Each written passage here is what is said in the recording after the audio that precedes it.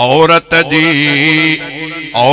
जी शराफत आहे रोही ताज मथे ते रखण घुर्जे। कुरान हुकुम क्यों पर्दे जो लाजिम आ हुकुम ही मञण घुर्जे। कुरान हुकुम क्यों पर्दे जो लाजिम आ हुकुम ही मञण घुर्जे। औरत जी शराफत आहे रोही ताज मथे ते रखण घुर्जे। न्याणिन जे मथे ते अरबी नबी खुद चादर पंहिंजी पाक रखी। न्याणिन जे मथन ते अरबी नबी खुद चादर पंहिंजी पाक रखी। इन शान शराफत खे समझी पो शर्म जी छांव वठण घुर्जे। इन शान शराफत खे समझी पो शर्म जी छांव वठण घुर्जे। कुरान हुकुम क्यों पर्दे जो लाजिम आ हुकुम ही मञण घुर्जे।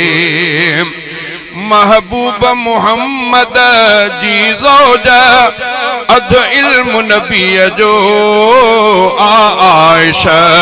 तारीख़ अमा आयशा जी पढ़ी किरदार उन्हीअ ते हलण घुर्जे।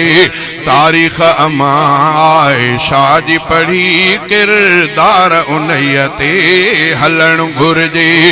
औरत जी शराफत आहे रोही ताज मथे ते रखण घुर्जे।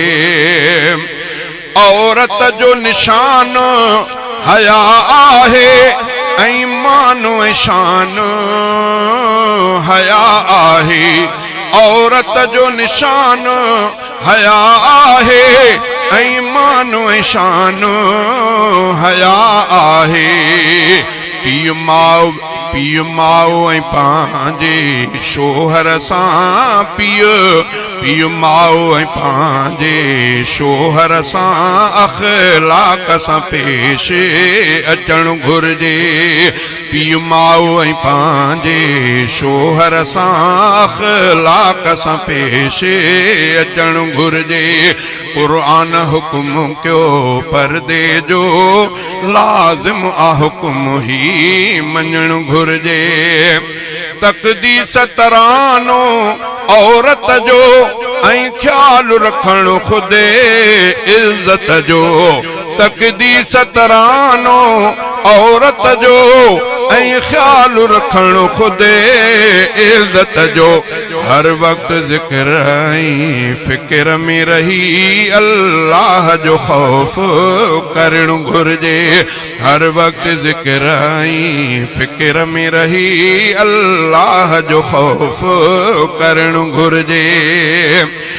कहीं जी न कजे का कहीं जी न कजे का गिला ग़ीबत पाड़े में न कंहिं सां कजे नफ़रत।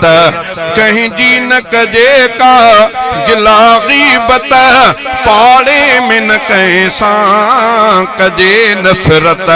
फितने फसाद जे ॻाल्हियुनि खां हर हाल में दूर रहण घुर्जे। फितने फसाद जे ॻाल्हियुनि खां हर हाल में दूर रहण घुर्जे। हाले जवी सैफुल्लाह सच जा कुछ लफ्ज़ नसीहत जाही लिखिया। हाले जवी सैफुल्लाह सच जा कुछ लफ्ज़ नसीहत जाही लिखिया। हिन शेर हकीकत वारे खे कुछ गौर फिक्र सां ॿुधण घुर्जे। हिन शेर हकीकत वारे खे कुछ गौर फिक्र सां ॿुधण घुर्जे। कुरान हुकुम क्यों पर्दे जो लाजिम आ हुकुम ही मञण घुर्जे।